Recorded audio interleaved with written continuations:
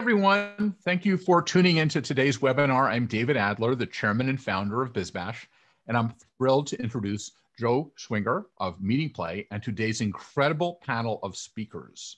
Joe Schwinger is co-founder and CEO of MeetingPlay, a technology company forging meaningful connections at in-person, virtual, and hybrid events for Fortune 500 companies, including Marriott, PepsiCo, Bristol-Myers Squibb, and many more. Joe was recently named to the 2020 BizBash 500 must-know event pros in the US and the 2018 list of 40 under 40 by Connect Corporate. And today is his birthday. Happy birthday, Joe. Hope you can still be under 40 under 40. I just made that list, David, just in time.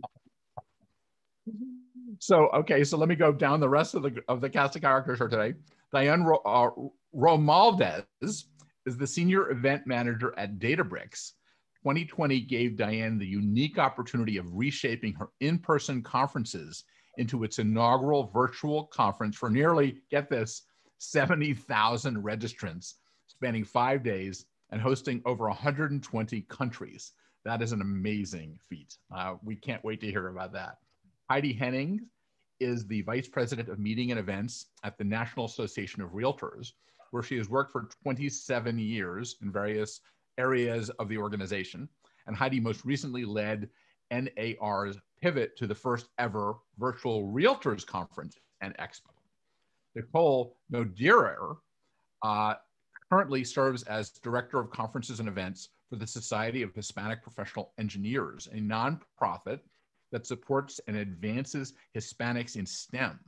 She is an active member of the Industry Association and has served on the board of directors of MPI. Renee Lewis is the CEO and founder of Infinity Management Group, IMG as we will know it, an independent planning and management firm specializing in events and program development. Currently, IMG provides event management for SHPE and other clients. And today this panel will uncover the best practices from their 2020 virtual events. But before we start, I want to have a few housekeeping rules here. Not rules, but if you want to follow them, you're welcome to. Be sure to share your webinar feedback with the hashtag #SmarterEvents and tag BizBash and MeetingPlay, all one word. We will be hosting a Q&A at the end of the webinar, so please submit your questions via the Ask a Question button down here, you can see, on the left side of your screen. And be sure to also check out the live polling questions by clicking the polling button in the same toolbar.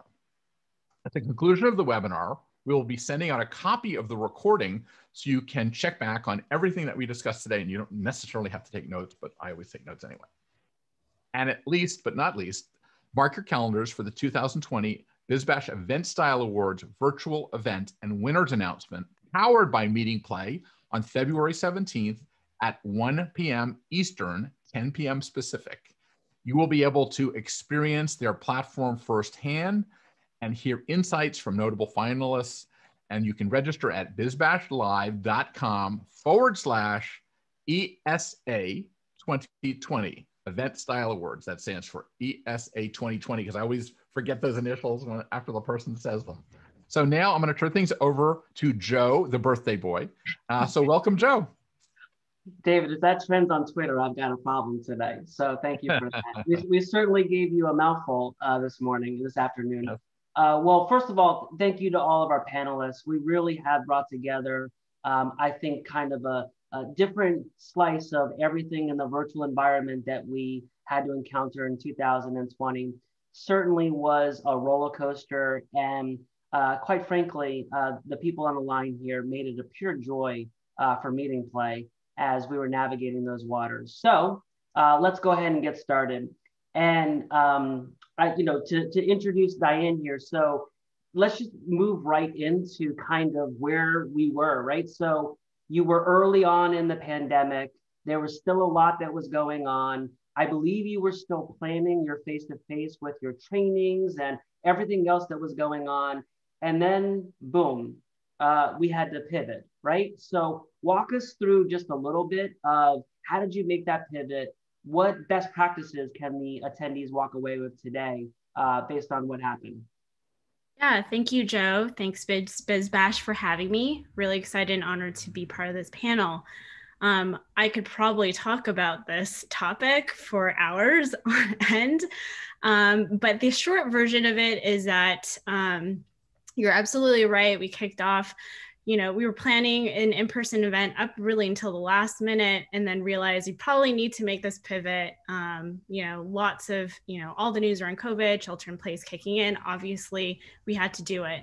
So we gave ourselves a window of time to vet out platforms, make a decision relatively quick, and then essentially have really roughly around a 2-month runway to completely retransform our in-person plans to a completely virtual experience. And one of the main things and goals that we really had was to keep it just as engaging as we possibly can to an in-person event, and also to not cut out any of the aspects of the event. So we still had ancillary events, evening events, all of our high level exec events that took place really still in a virtual format. We didn't cut down on any of the sessions we hosted because content is a huge piece of our overall experience. And so we still had over 220 sessions that took place, probably a little bit more than that in aggregate. So really just making sure that how can we translate this in-person event to a virtual one and keep it engaging. That's the key piece. So how did you keep it engaging? How did you pull all that together? There's a ton of things that we did, but we'll talk about gamification, as the slide shows, was a huge piece to the overall experience, because we really wanted to have a piece that really anchored the entire experience and really tied in various components. So we had a gamification piece that also had a swag store tied to it. And all of our gamification steps essentially included, driving traffic to sponsor booths, attending live sessions, consuming them on demand, also visiting certain aspects of the expo hall, because we really blew that up and had not just sponsors, but we also had a Databricks booth, birds of a feather rooms, networking opportunities. And so with all that being said, people were able to gain points. And then with the points, we're able to, cash in to go shopping at our swag store, which was really cool. We really had no idea how it would perform. We were anticipating like thousands and thousands of people, participating with the swag store. It was amazing in terms of the engagement with the gamification piece, to have close to 90% in engagement throughout the week, because it was a week-long event. And so that was also a huge concern for us. We really wanted to make sure that every single day had a lot of traffic. Yeah. And I know that this was kind of the glue that, anchored like the last couple of days where people were still there and engaged. But I mean, let's keep it real. So I have to ask you, because I've worked with you for a while, would you do it all over again, or would you switch things up a little bit? I would definitely switch things up. I think a swag store is really, it's logistically, as you guys can all imagine, it can be quite a nightmare, especially for a global event. As we mentioned, over 120 countries attended. And so really how we took the June event, where we had the swag store, and kind of reevaluate it for a European event, is really the way that worked for us. Obviously, every organization is going to have a different approach. We had a lot of fulfillment to do after the June event. We learned a ton around, how to make this more scalable in the future. So for the European event, we had it more as a leaderboard challenge. And so there was a bit more incentive for the top 100 people or so to get a prize. And so really made the prize a lot more substantial, and really just help control that fulfillment piece, which could be a budgetary and logistic nightmare for some people, because again, very unpredictable. It being virtual, there's that potential for thousands and thousands of people to participate. Gotcha. So I think we kind of moved into a little bit of this, but I'll move us along, right? I think The other thing when you were planning, what you experienced that I would just add is, I remember when we were looking at the numbers of what was going to be on property and the ideas that you were having, oh, swag store could really be something cool versus the numbers that you ended up with. Could, again, it changed the game pretty quickly, right? Yeah, definitely. I mean, I think that, you know, a swag store in general, I think it's a huge incentive. Obviously, gets your brand out there, and the numbers will definitely drive that in the future. But you know, again, our registration numbers were so much higher than we had even expected, projected, which is a wonderful problem to have. But we were in it. We were like committed. We're going to make this happen. And as a result, we had a stellar NPS score of 66. We really were able to sustain engagement throughout the week, you know, lots of on-demand consumption of our content throughout the week, even beyond that, which is fantastic.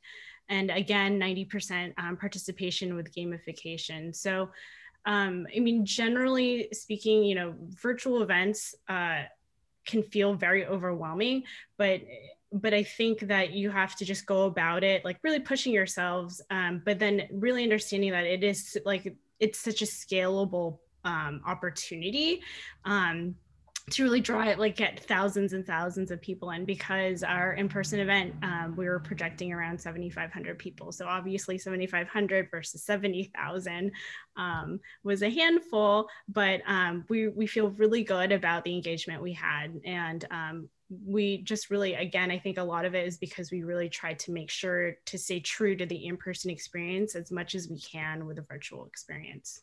Yeah. And again, I, you know, as being a part of that with you all in the trenches, I really commend the whole department over there, as well as, you know, the agency Type A that helped out with really sticking to that goal of how do we not lose? You know, when I described this event, one of the things that you mentioned early on for the audience, it was like 5 events in one, right? You had your partner summit, executive summit, and having all to corral all of this together, and then 70,000 people on top of it, it was quite an undertaking. So congratulations. I'm getting some questions and I just want to hit. So the NPS score is the Net Promoter Score, which is a measurement of how satisfied or the intent to recommend from everybody. And, you know, you mentioned on your blog a score of 66, which for everybody out there is almost double what the industry norm is. So it wasn't just successful in that, you know, the company thought that, everybody I really felt, the attendees also felt that. So congratulations. And, you know, it's good to see you guys are one-upping what you did with pushing innovation. And we're happy to be a partner with you, a part of that. So, we're gonna, I'm seeing 500 questions come in on your portion. So we're gonna leave some time at the end to come back to some of these questions. I wanna move over to my friend Heidi with with NAR for probably the hardest topic that anybody has to. So congratulations, Heidi, we gave you the hard one. You know, everybody wants to know sponsors, virtual exhibits, you know, how can we make this work in the online environment? So you want to talk a little bit about some of the overall goals and the sponsors? Sure. And thank you, Joe and BizBash, for inviting me to speak here. I'm really excited to share this. And this topic is certainly not without its challenges. You know, our virtual conference this November, we attracted 11,000 attendees. And although that's lower than previous years, the number of paid attendees was similar to 2019. So we were happy with that. We actually did charge for this conference. But one of the top reasons that our members participate in this event every year is to find new tools to help their business. So we really felt that offering an expo in the virtual environment was really key to providing this benefit and to attract potential attendees. And so we used an outside sales team. We always use an outside sales team actually for our live events. We do not have that capacity in-house, although we do have a national sales director and others that work internally that work with that team to come up with really a comprehensive plan of sponsor benefits, working really closely with MeetingPlay to see what the options would be. Great. And so let's talk a little bit how the execution and how did everything work out?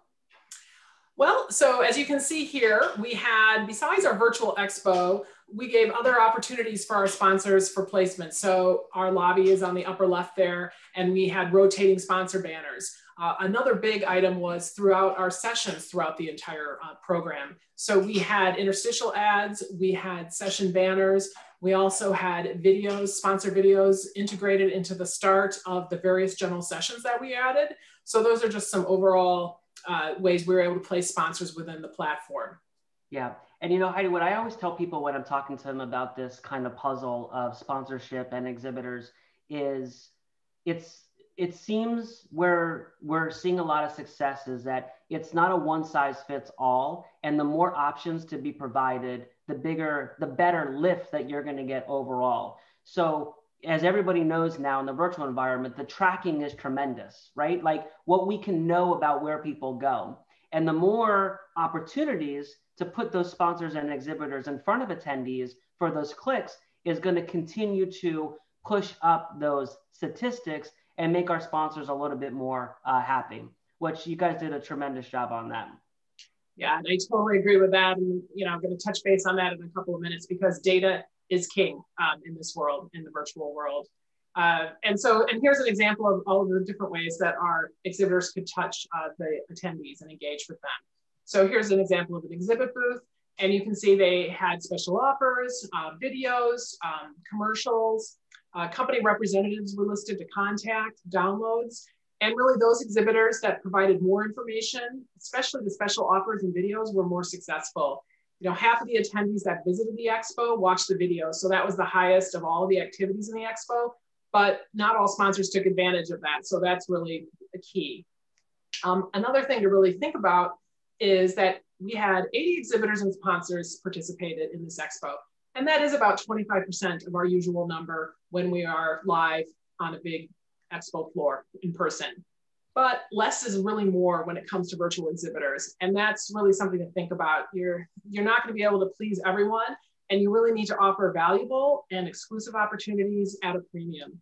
And so our sales perspective featured various tiers, and we anticipated fewer exhibitors in advance, but knowing that we'd have a higher price point. And then we also tied in benefits outside of the platform, such as social media posts within our channels, emails to members, and a virtual event bag. And, you know, not surprising, those that spent more money reported that they got more value in our post-event surveys, especially the top two tiers, because they were offered the opportunity to hold the office hours, as you can see here, and be able to interact directly with attendees and provide sponsor demos during exclusive office hours during our conference. Yeah, I always tell people, so perfect points there, right? So as we all deal with sponsors, we know you've got varying levels of engagement when you're building out the portals or the booths, right? And obviously those that spend a lot more time and do it the right way will in fact reap the rewards of that with a higher ROI. The other thing that you guys did that I would say, I think was really successful, and we see it very successful, and it goes back to Diane's mention of, more of the face-to-face interactions as part of the platform, is the office hours, so that sponsors actually have the opportunity to go face-to-face in the platform to address people. Did you hear any feedback on that? Did they feel that that was a value to get their video online and talking to people? Definitely, and it tied in with that the people who spent more money, who got that opportunity, were happier because they actually were able to get in front of our attendees. We also offered 3 days, an hour each day, where we promoted exclusive sponsor hours and those live demos. And so we had no other programming at that same time. So that encouraged our attendees to go and visit those live office hours and view demos during that time. Great. So moving on to kind of, you've touched on a couple of these things, but maybe we can expand just a little bit more. So what other best practices, can you share with the team? First of all, I want to note, we heard something from you that we really don't hear a lot, so I'll bring that back up, that you actually charged for this event, and yes, you felt that the revenue was equivalent or just as good. I get a ton of that's going to create so much chatter right now. So do you think that it was a combination of a bunch of things, or how was the marketing ahead of that, if you don't mind also? Well, we did not earn the same revenue because we did not charge the same price. So I do want to clarify that. We charged about 50% of our usual price. And so the marketing was really key to be able to highlight what the benefits were, and including networking. You know, for our industry, which is realtors, networking is absolutely key for attendance at many of these events. And that is the hardest thing for us to overcome, because we can offer great education. We offered at Expo. We also had the challenge before our conference, we actually had 2 full weeks of committee meetings on the MeetingPlay platform, and offered over 150 different meetings and special events, inaugural gala and things like that, also on the platform, in addition to our 3 days of this conference and Expo. So, and we had celebrity speakers. John Legend was our highlighted speaker. We also had a couple of other various ones, some political figures. So all of that, putting together this comprehensive program, we knew we had the education and we knew we had the content, but how could we bring some of the networking opportunities, which are really key to our members? And I'm going to talk about a few of those that we did with sponsors, and then also a few that we did with attendees also, to make them feel engaged and be able to interact with each other. Before we move off that topic, though, I'm looking at some of the comments. Do you feel that 50% was the right number, or would you adjust that in the future? How do you feel about your price point? Do you think it was successful? I think it was successful. I think if we had gone lower, we would have had probably more attendance, but then you get into how much lower would that be? You know, it's been a challenging year for everyone. And even though you might be able to provide the same, content, the challenge is that many attendees feel that they're not getting the same thing in the virtual environment. So that is really sort of the fine line. So we felt very comfortable with our price, and especially with what the value that we were providing. And the attendees that participated in our conference, our evaluation scores, the content, the speakers, they were higher than they were last year, which was our highest year of satisfaction. So they definitely, those that attended appreciated the content. It's how do you get those that are concerned about being in another virtual meeting to attend? Great, awesome. All right, so what other highlights can you share with us? Well, it was mentioned earlier, but your gamification was a big driver in attendance at the Expo. And we also awarded, $250 cash prizes here and there, some random drawings for top leaders. Every day we gave prizes away, and also our grand prize was $1,000. And then we also selected attendees in networking sessions and gave them $50. So it was a little bit of surprise and delight throughout that. And so then I'm going to say, so that was a very positive, but then, a challenge is that still only 43% of our attendees visited the Expo. So, and actually that was more than I expected. And that's because we had all of these things to drive them to visit the Expo. But, we're brainstorming other engagement opportunities and looking to maybe enhance the gamification system, looking at your scavenger hunt for ways to, how else can we drive them to visit the Expo? Yeah. And then another really big opportunity, and this is what our sponsors really wanted, was to be able to be the thought leaders and offer sponsored content. So our top tier exhibitors were able to offer sessions during the program. So when actually the program was live, but then also provide some content in the on-demand library. And these really received excellent ratings. But besides providing that thought leadership, they could also interact in the chat with attendees during the sessions. And then, we would provide attendee reports of those sessions that they sponsored and those that attended. So that is really key lately. But the biggest challenge of those is making sure the exhibitors and sponsors aren't providing sales content, and they aren't sales pitches if they're supposed to be in the education program. So that was a challenge. And that's not to say there's not a place for demos within the program, but as long as they're clear to attendees. And we do plan to incorporate that in our next event. Yeah, I certainly have a lot to talk about on that. I'm going to wait until the end because I think Diane can contribute to some of that sponsorship and thought leadership as well. So we'll go ahead and move on to the next set here. We had the pleasure, and I'm going to set you guys up, Renee and Nicole, sorry. We had the pleasure of working with SHIP this year. I'll let you do a little bit of an overview, but I just want to say that we did some amazing things this year. And I brought you to the table because not only did we do some amazing things, but we did some amazing things for people in our industry or people that were impacted by COVID. And what you're going to talk about is the virtual career fair. And to me, as I look back at the things that we did in 2020, what we were able to do with connecting people looking for jobs and people looking to hire, and at the scale that we did it, was, quite frankly, I would say, a highlight of my career when we look at the stats of what we were able to do. So I just wanted to set that up before I turned it over to you guys, that this one here was really special to my heart, because we were actually impacting people's lives and not just getting people together for a virtual meeting. It really had a lot behind it. So I'll turn it over to you to talk a little bit more about that. Awesome. Thank you, Joe. And thank you, BizBash, for having both myself and Renee. We also, you know, we have a huge task when we come to bringing together everyone for a convention that pulls together the largest Hispanic STEM industry convention. And as we went into 2020, you know, at the beginning of the year, we thought we'd be in person.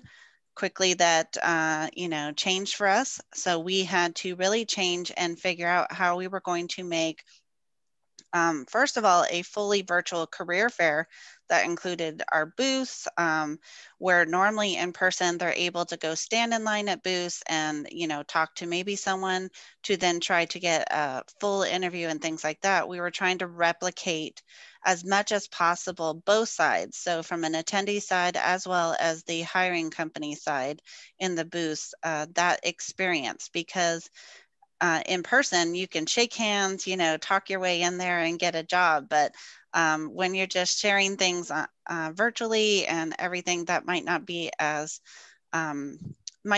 easy. So that was one of our biggest challenges of trying to recreate that, on top of also having close to 300 sessions, which included workshops and competitions, networking and social events, and then our career fair with interviews. One of the highlights for us, I think, was we were able to do some general sessions with some very high-level speakers that we would not normally be able to bring to our attendees.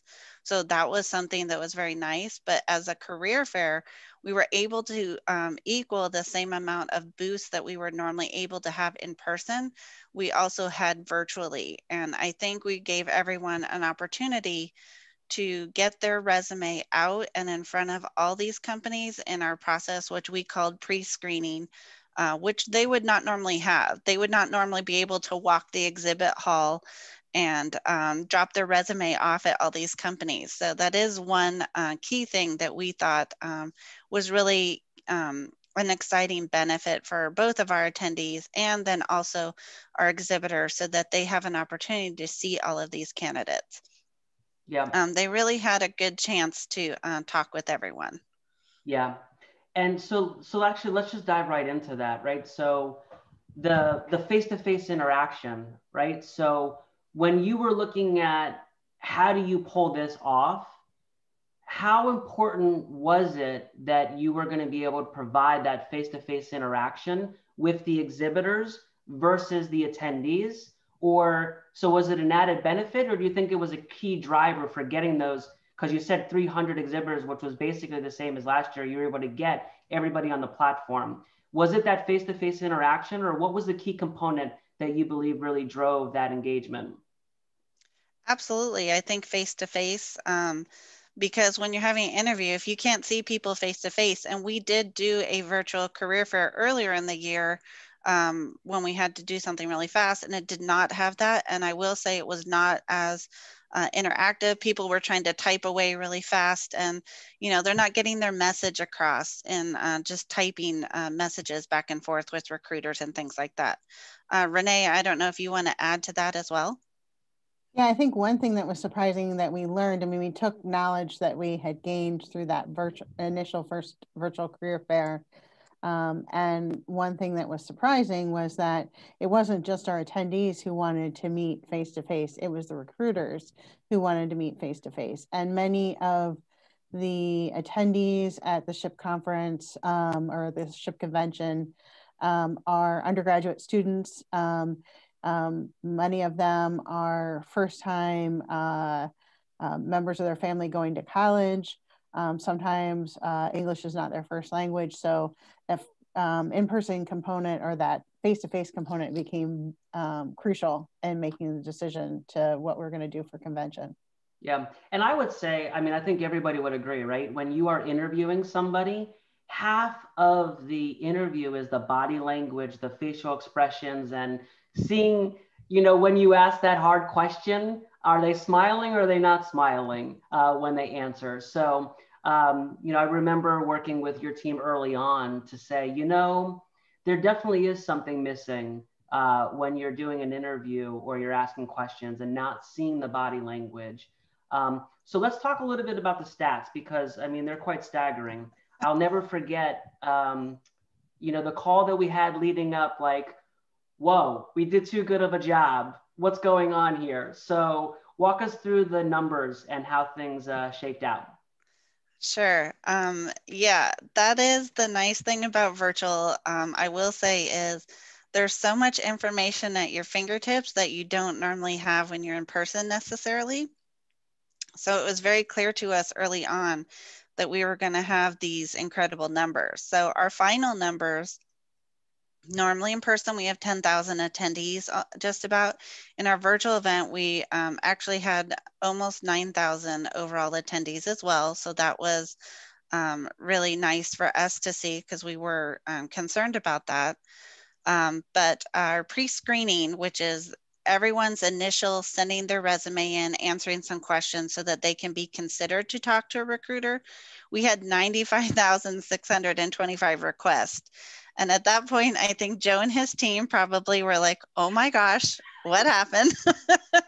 And we had to quickly talk about, okay, we need to make some changes here, or these recruiters are going to be talking to people until they die. Yes. So, but of those face-to-face screenings, we ended up with 35,174 actual screenings took place. And then face-to-face interviews from those, which those were a longer interview time, basically. So instead of a 5-minute screening, they had a 30-minute interview with a recruiter. And we accomplished 13,767 of those. And that was out of 237 total boosts in our career fair of talking to people from grad programs at universities to government agencies, as well as companies who were hiring. Yeah. So to put things in perspective for folks, I remember at one point, there were over 2,000 face-to-face interviews or screenings that were happening in a minute, right? So, you know, we all know about reliability, the keynote to 100,000 people. Think about this face-to-face interaction that a student has with, you know, I don't want to talk about the clientele, but it's the cream of the crop in the industry. That's their one moment. So when we saw 100,000, almost 100,000 pre-screening requests, really the whole company and SHIP said, hey, this is mission critical that these interactions happen and they happen successfully.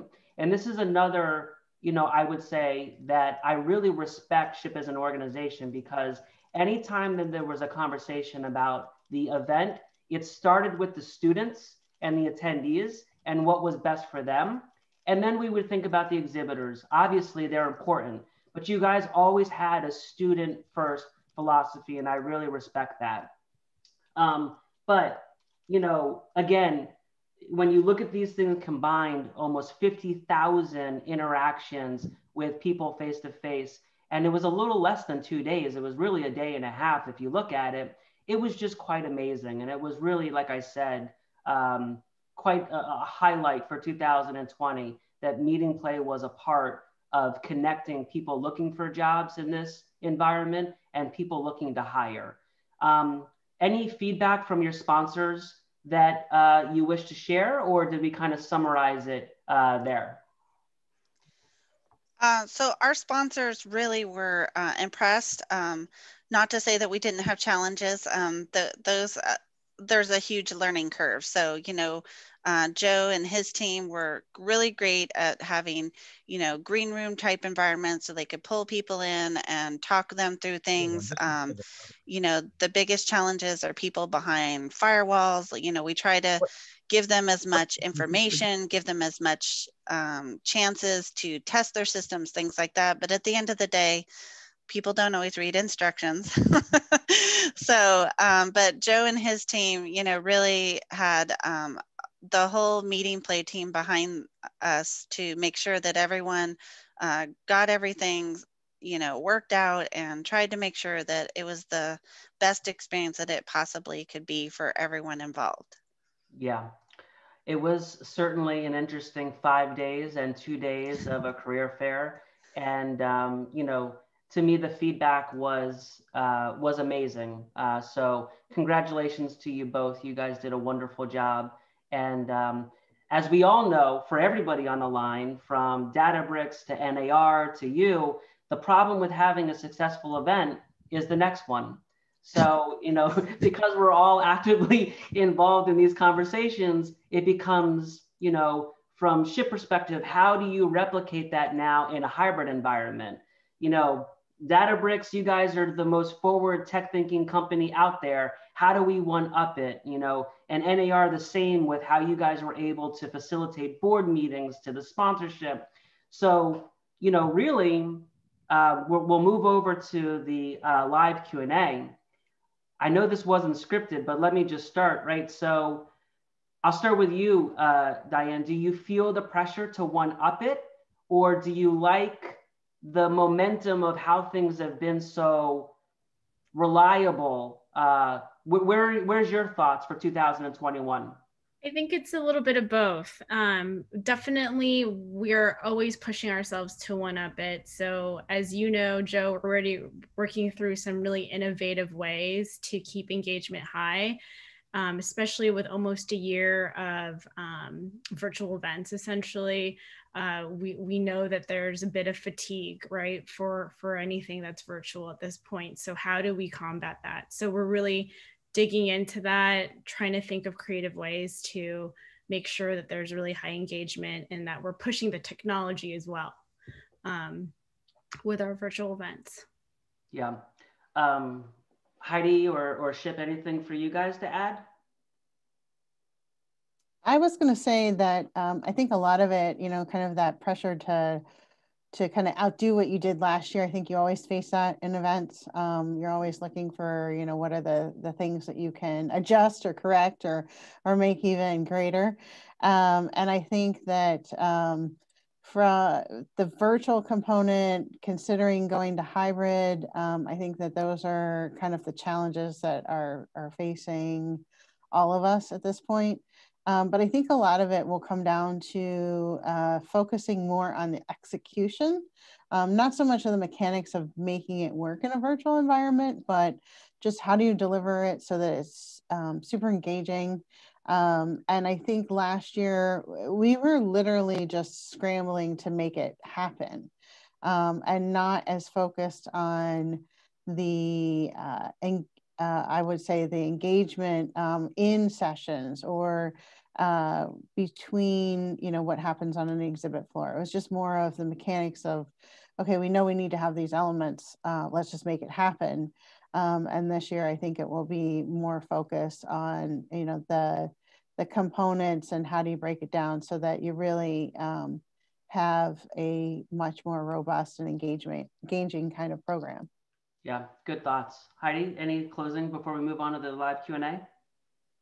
Just that, so we have 2 major meetings a year, and so our next major one is in May, and that is one we do not charge for because it's our legislative meetings and it's mostly business. So the question is what kind of, we are using MeetingPlay again and plan to have a virtual expo and also plan to have a huge increase in attendees. Last year, our legislative meetings, which we changed to virtual in 6 weeks in the spring, we tripled our attendance from registrations from 9,000 to over 28,000. So that may happen again in May. And so, which can offer better experience for your sponsors in your exhibit hall. But then since it's not a paid event, can you top what you did at the annual conference where people are actually paying? And then we're looking very closely at our annual conference in November. We are planning to hold that live in San Diego, but looking to see what kind of virtual component, what kind of hybrid component we do offer for that. And that is something that we're in the middle of discussing now. Does it look the same as it has, or do you focus more on the live experience, and the virtual experience may not quite be the same as it was when you're totally virtual? So that's our big discussion right now. Yeah. And David, I'm going to turn it over to you, but I saw a question about virtual fatigue, and I'd like to talk maybe 2 minutes about that before we close, but I'm seeing so many good questions. So I'm sure you've been watching. Yeah. What's the pulse of the attendees? It looks like people have so much interest in this topic because we're all learning at the same time. And so it's like we're going to school, literally. So I love the idea of our virtual events. Are people tired? Joe, do you want to comment on that first from what you see? Wow. Okay. So I guess I get the set. So I would definitely say that we certainly have started to introduce a little bit of virtual event fatigue is the terminology that's being used. And I think the problem is that there's so much innovation that has happened in 10 months that things constantly change. And it goes back actually to the training mechanisms of people having to learn over and over. But what also is happening is that there's a little bit of the sea of same that's going on. So this is a topic that we're really, spearheading on our 2021 strategy. And I think what you're going to see, at least what you're going to see a lot at a MeetingPlay, is the introduction of user-generated content into the virtual environment, so that it's not a one-way dialogue. And that is what you're seeing a lot of in virtual events, is it's a one-way dialogue. Sure, as everybody's mentioned, we have chat and ways to interact, but how do we take this to a two-way dialogue and turn it on steroids? So, David and I, we talked on our podcast about what we did with Marriott and the hybrid and how we're executing that. What you're gonna see in the next couple months, and again, this is where we're leading, is how do you turn your participants into speakers or ambassadors in virtual environments and in hybrid? And that's when things are going to get really exciting. So there's absolutely a little bit of fatigue that's going on, but leave it up to all of us that had to move very quickly, and obviously MeetingPlay, to turn that around to bring some more excitement to the table. And, everybody here, Diane, you'll see, the pressures of growing the audience are also going to play into, now we have multiple factors, but how do we grow? So it's a good question. We're certainly there, but you will see innovation come back up to address that. What do you guys think? Diane, how are you addressing the idea? Are you seeing engagement slide, or you're seeing, we're going to get the people, will they stay, is the question. Yeah, I mean, I think that it's pretty normal for us to see, people are still logging in and still checking it out, but maybe it's for shorter bits of time. And so really it's also a matter of us reevaluating, what the schedule is like. How are we offering content? Are they in smaller bits of time as opposed to full day trainings, which we do have available, or things that are really just in 20-minute bites? And so we started rolling in some really cool things like lightning talks, which were hugely popular. We actually didn't think that they would be, but they were hugely popular. And to what Joe was saying, is also an opportunity for the attendees to participate in a larger way and feel like they're part of the conference experience. Yeah. Because it really is the idea of having your technology partner and your content people working together to create these solutions, because we're all working on the fly, kind of. Yeah. So you can't just sort of, that's what I love about what Joe's doing, that they're listening to the people that are the organizers. Yeah. Renee, what are you guys doing for engagement? That seems to be one of the overriding things of how do you keep everything relevant?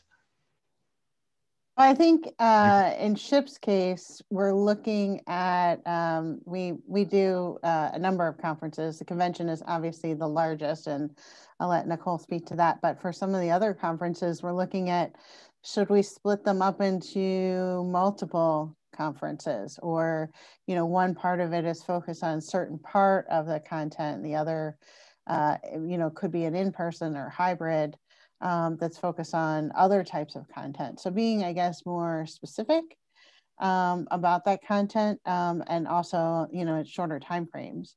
We're kind of in the evaluation phase for that. We also have some other conferences that we normally have 7 spring regional conferences. Rather than doing 7, we've consolidated to 3. So that's been an interesting experience, and those are all virtual. So it's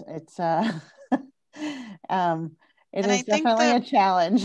Yeah, and I think the breakout rooms is also key for the engagement. They seem to really crave that. So that really helps us with, maybe you have the workshop, maybe you do this, but then you also have a portion of breakout so that they can talk to people and, not feel like they're just a small fish in a large pond kind of thing. Heidi, how about you? What is your feeling on this? Well, engagement. We, and it's so important. And I said that also earlier, especially for our members who are really, it's all about, they are people persons, and they, networking to find referrals is also key for our membership too. So we offered a lot of networking opportunities, and we'll look to expand on that more.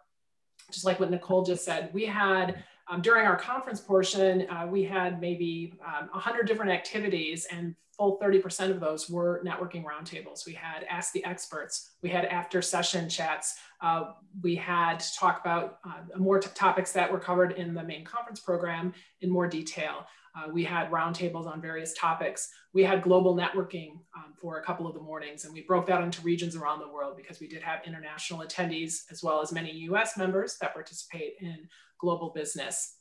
We also offered a lot of fun activities, and many of those were engaging. We had a battle of the DJs, which was hugely popular. And we had 3 DJs from around the world, and people could comment and select songs and, interact with each other. We also had other, relaxing activities such as a magician and a mentalist, so that our members, some of them were pre-recorded, and so the chat was well used, and people were just commenting in those, and some were live so that they actually could communicate with each other. We also did an open hall talk room so that to recreate business done in the hallway. So that was open all the time and facilitated by committee members, our meeting and conference committees, so they could help generate discussions. And we also held a book club discussion in there, and we held some informal happy hours in addition to all of our other activities. So the big challenge is, though, during the main conference sessions, when you've got thousands and thousands of people watching, how can you, change that engagement? And some of these smaller sessions and smaller bite-sized are the way to go. So I'm gonna do one engagement tool that I think is important, and it's a high technology thing. If you agree with this statement, raise your hand.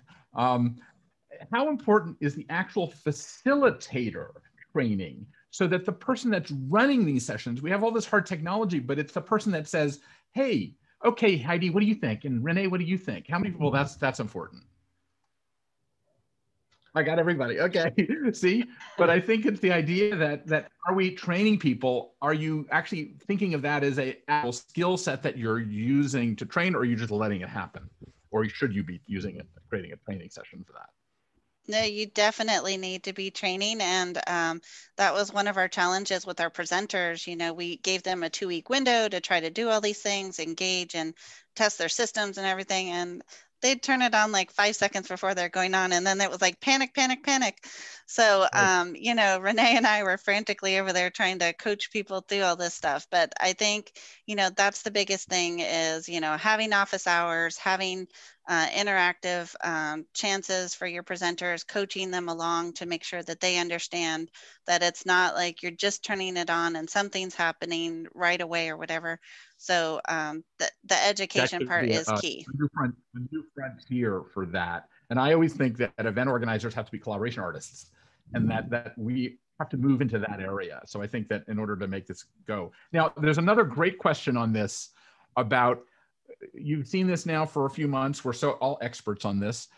Do you anticipate any new titles or roles being developed in the meeting industry wide specific to virtual meetings that you're seeing? Like, is there a facilitation trainer? Like, what are the things that you wish you had as, you know, to make them better and easier, so you're not sort of like at the last minute doing the hand thing?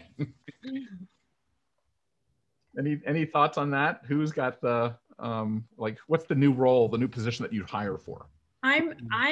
Well, I think it's still evolving because we're all, again, learning so much, but I would say that an area that's probably tied to it is a producer, right? So like with all of the sessions, having a producer on hand to help manage the speakers and the audience is super helpful. And then even before the event starts, you know, if it's pre-recorded content, making sure all the assets are in place. So like, I feel like there's definitely a production, you know, behind the scenes role that, or roles, I should say, that could be really key to making these events successful. What do you, Heidi, what do you think? Let's go to Heidi, and then we'll go to Renee and Nicole.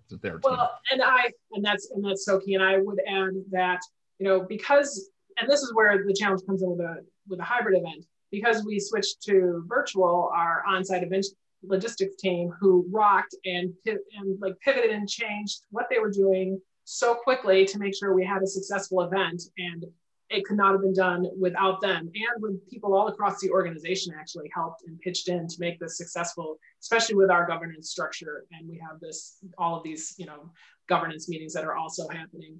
So that is, you know, that is key, and everybody really learned new skill sets and are continuing to learn new skill sets. But I do think like a director of event technology is something that's needed, because, you know, that's fallen on myself and others across the organization, working with people in the, you know, the digital area and creative, and looking at different options for platforms. But now that more things are virtual, it's not just these bigger events, but it's smaller events and webinars, and what is the best platform for all of those, and what's the best technology. And we spent a lot of time on researching you know, technology partners last year, and having someone that can really focus on that, but that it can work for other things besides just these big meetings, and what is best for the organization across the board, and the content we're offering in a virtual environment. Renee and Nicole, do you guys, any more news on that? You're good with that? I would 100% echo what Heidi was saying. I spent a tremendous amount of time researching, vetting lots of suppliers. And I think that time really is something that is needed for the organization, yet at the same time, there are so many other facets of it that, you know, we needed to work on. Yeah. Let me Agreed. first that question to Joe, though. Joe sees it from the other side. Yeah. I would like from Joe what he thinks organizations need to help him do his job better. They're busy pumping out all this incredible technology, and they're probably frustrated that they don't see it necessarily being used to the fullest, because they live it and you guys don't. So how do you, Joe, what is your comment on this? So, you know, it's interesting, because this is actually a really an area that we like to be in. I would tell you, for like the first 6 months of the pandemic, we actually became educators at MeetingPlay. And it kind of goes along what Renee was saying, right? Like all the evaluations of everything that's out there, it's just so complicated, right? And this was new for everybody. And we are moving into a different dimension of this. We're now working with educated individuals, educated meeting planners. So from our perspective, we've really upped the game.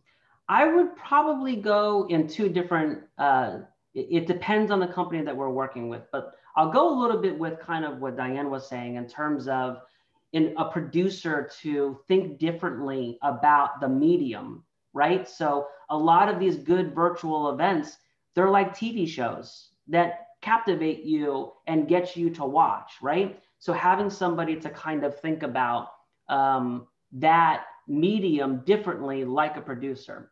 The other side, you know, because we work with very large numbers, marketing has played a much larger role in this environment than they ever had. The data is richer, the numbers are greater, there's just so much more that we could do. So I think that you're gonna see a blending of all of these things together in new roles. you know, as we move forward, right? So virtual events not going anywhere for the next 6 months. Hybrid's starting to come out, but really small meetings. You know, this is definitely a little bit of a long-term play. I'm not going to be the person on the line that says hybrid is here to stay, because people don't like that. But you will see new roles that are created out of this because of the new medium and what it brings to the table. Where does the data scientist sit? Does the data scientist sit with a technology company, or does it sit in the organization? Well, it depends on who you're working with. Yeah, so, you know, with Diane on the line here, Databricks is a data analytical super house, right? They can do things with numbers that we simply cannot do. So actually, why don't you answer that question, Diane?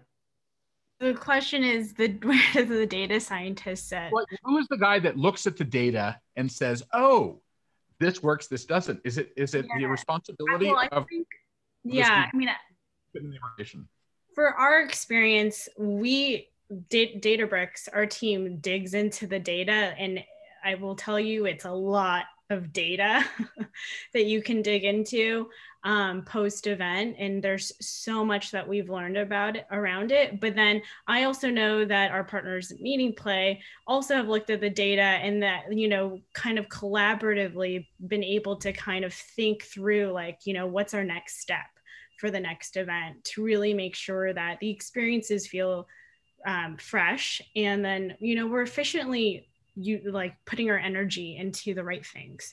And so so I think it goes with both. But for us, I mean, obviously we have a lot of key results that we have to tap into and make sure that we're tracking towards. And so from like a marketing perspective, pipeline, et cetera, like the data is super important. Like we want to make sure that we're keeping everything relevant to bring those numbers up. So yeah, I mean, I think it's in both places. I think it's fair to say this is the new frontier. Heidi, you're learning, you're using that old-fashioned technology. Yeah, I was just, and I just want to add to that.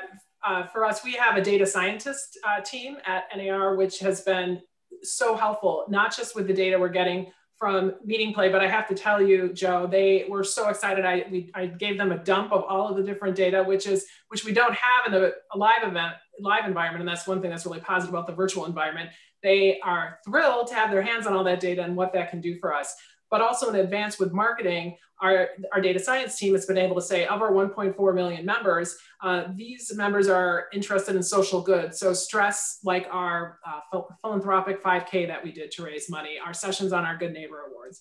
These members are interested in advocacy. So you can focus on the advocacy efforts. So it's not just, it's also, we're using the post data to figure out what's the best way to produce an event and offer content and strategies that are going to be the best for future attendees, but it's also helping us to market to the right groups also. And the data that you get from virtual events is amazing. And if you have the right partner and the right platform, I've partnered with some other, this was my third platform last year because we held 2 other virtual events, and the data with this one was the best.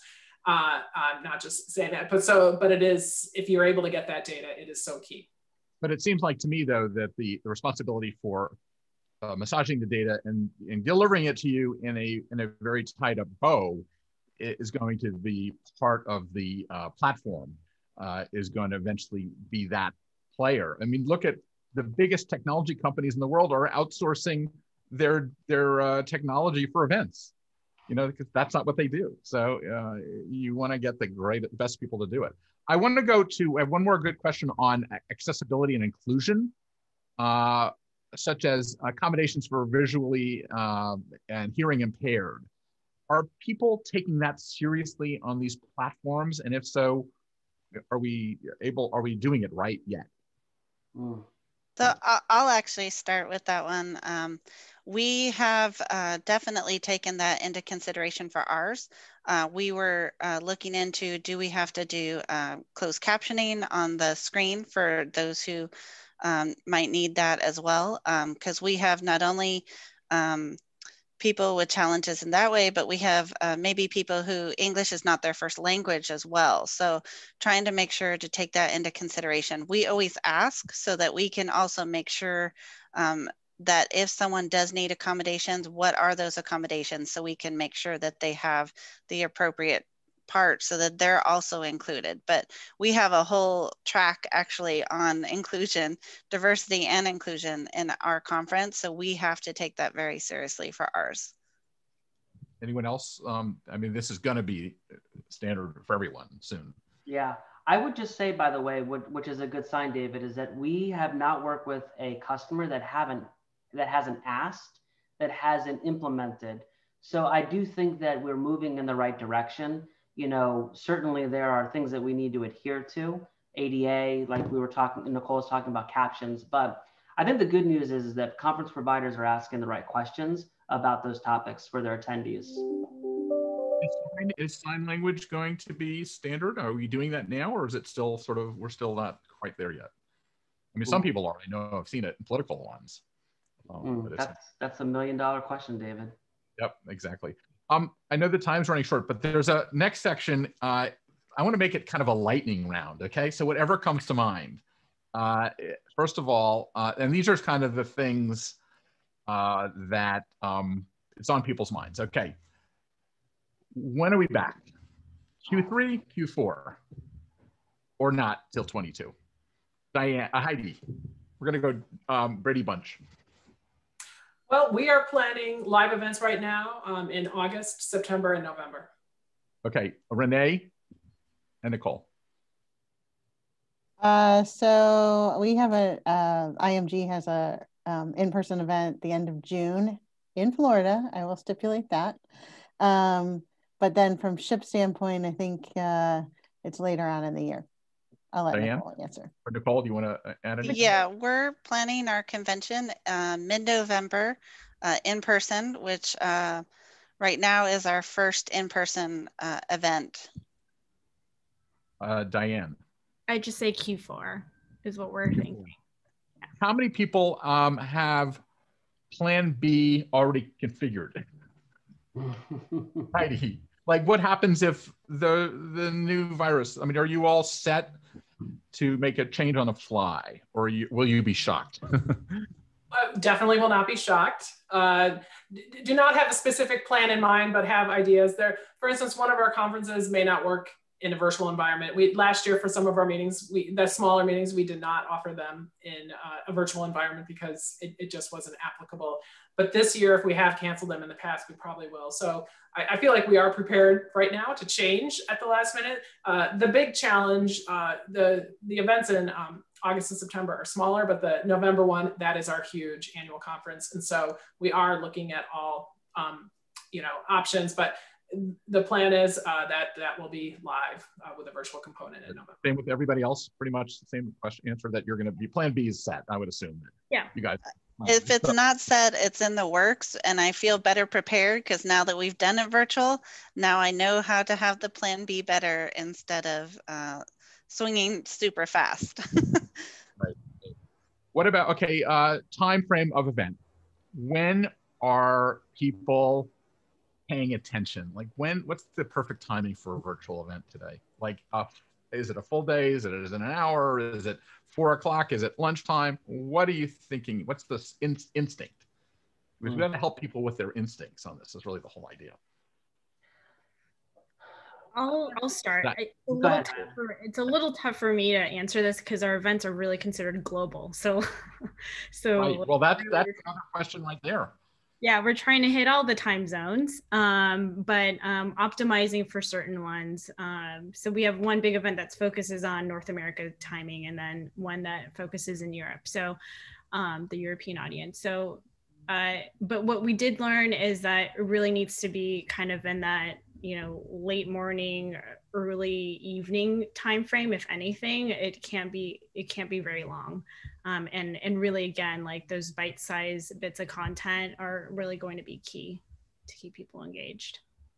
Multiple events in one day, or one continuous event, is what you're saying? Or well, we actually have we have lots of things going on in a day. So it's nice to also give people choices so that it doesn't feel like you're sitting in front of a screen all day long, and that people are able to move around within the experience.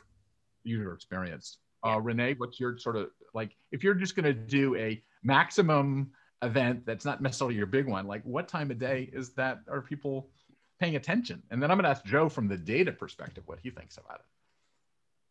I honestly think that it really depends on your group, your target audience. The more you understand about what works for them, I think you'll be able to design the timing. I think in the case that we've worked with, a lot of the attendees for SHIP are students, undergraduate students. So we also have all 4 time zones in the US. So we start things later in the day and go later in the day. So I think it just depends on your group. Yeah, and I'll just be a continuation of that, right? So like realtors, for example, right? They're also going to be a little bit sometimes later in the day or early in the day. Like it depends on the attendee type and who it is. What I will tell you is that we're doing more regionally deployed events than we ever have because of the data that we see for the customers that we service. So also the term is follow the sun model.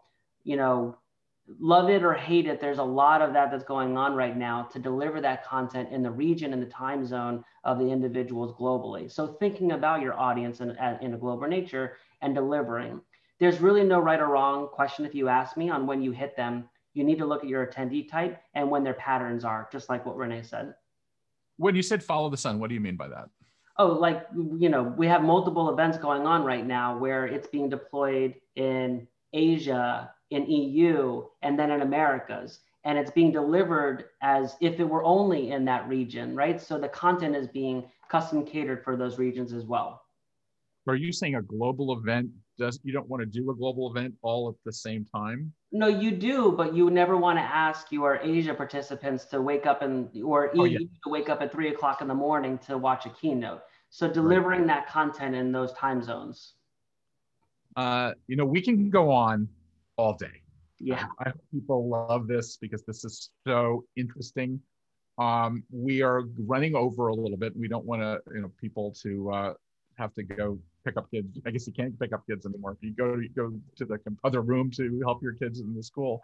Does anyone want to make a final comment about what they think about what's going on, what they learned from today from each other, and then we can schedule doing this another time. It's just us, 6 people and then 2,000 others.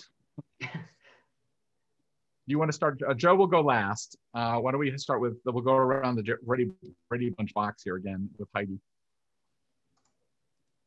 Well, I think it's been just as beneficial to hear from my peers and what they're doing for some of the things. And I'm so impressed by the swag. We looked at the swag bag or the swag store, excuse me, swag bag. That's the old way of saying it. And I'm just amazed that you got the engagement, but then how I would love to hear more details about how you think you can make it work on a more manageable, on a manageable scale for the engagement that you got, which is just tremendous. And then also, Renee and Nicole, how you worked with having, 5 figures of meetings that were happening at once. And that to me is blowing me away for those numbers and how that you continue. We're able to keep your sanity, both of you guys, both of sets of you during those meetings. I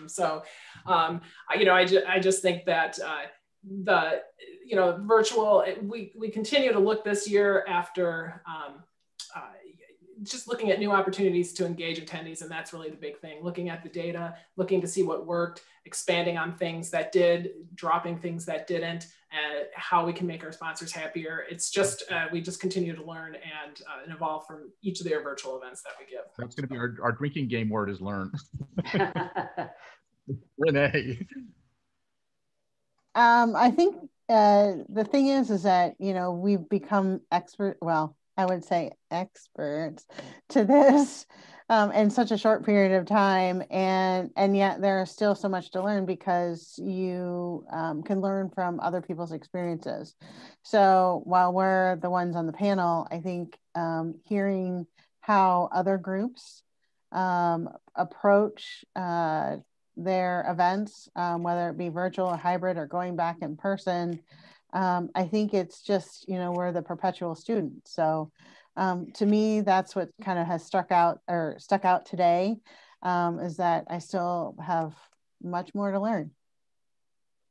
Diane. Yeah, I'd agree with everything that the other panelists have said. I'm blown away by the numbers, the meetings, Nicole and Renee, like that's insane. I definitely want to hear more about that. And Heidi, I'm curious about, to dig into your paid conference and how that all really worked out. So, because it seemed like it was a huge success. So, just like what Renee was saying, I think that we are all learning and there's going to be so much innovation and things that we'll learn from each other. So I love this discussion and keeping it going. So really want to make sure we all connect on LinkedIn, and, I'm happy to be a resource as well, because again, like we're all in it together. Like this whole year has been. And so I love the support and kind of camaraderie you were building around this topic. Nicole. Yeah, I totally agree. And that's the beauty of our industry. That's the beauty of this type of environment we're in, is that we can all reach out to each other. We can, and you should. And we're planning our convention in Orlando. I'm already trying to connect with the people who just planned their event there so that I can learn from them, because we can look on paper, we can attend these webinars, but until you talk to the person who's actually doing it and seeing what worked or whatever, then, that's the best way that we can all find our way through this crazy jungle. Joe, a birthday boy. Yeah, I mean, how do I add to what everybody has said here? I mean, I think, again, the great news is that everybody's so much more educated, but there's so much learning to be had in the next couple months. So I think that's a great note to close on, is that nobody is an expert, right? And if they are, I would be cautious of what they say. We all should be learning from each other to move the industry forward as we move into the next phase of this. Yes, that's a very, very good words to end on. I believe that we're here to listen to each other and to hear from each other. And it all seems to, everything seems to also come down to the Maya Angelou quote about people don't remember what you said, but they remember how you feel. And when you engage people, which I think we did successfully here today, we feel like we're connected to something bigger than ourselves. And we are in a very, very important business where we connect people that solve the problems of the world. So we also are suffering from a little bit of an inferiority complex sometimes, not realizing how important what we do really is. And the idea that connecting people, whether it's in person or virtually, is what makes makes life worth living.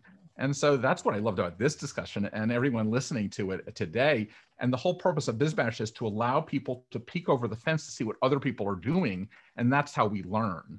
And we're just creating new vehicles to do that. So I appreciate it. I love listening to the discussion. Joe, you did a spectacular job of moderating, and everybody here is so in it. And I feel blessed to be part of this group. So thank you again. And we look forward to doing the next one. And also tune in to, let me do the end thing. It's part of the script. Thank you so much, Joe, and happy birthday. We're going to have a huge birthday party. And thank you for today's panel for such an insightful discussion.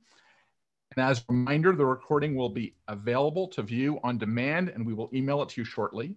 And don't forget to visit bizbash.com, Gather Geeks, to listen to my latest podcast with Joe, and to register for our virtual events and award ceremony at bizbashlive.com, ES8 2020. Thank you for joining us, and see you next time. Thanks, everybody. Everyone, thank you. Thanks, panelists. Thanks. Thanks, guys. Thanks.